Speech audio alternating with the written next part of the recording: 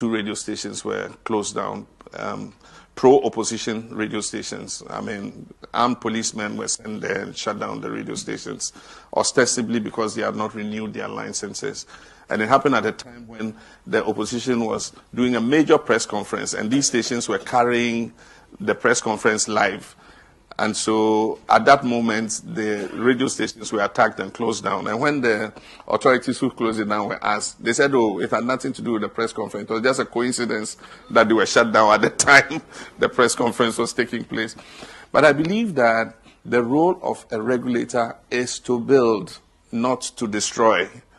And so if they haven't renewed their licenses, it's your duty to remind them you haven't renewed your licenses. And eventually you must even give them notice and give them a deadline. Say, if you don't renew it by this date, we'll shut you down. If you've done all that and the correspondence is available and you show it to anybody, people will understand. But then the point is there are more than 300 radio stations in Ghana. Why those 2?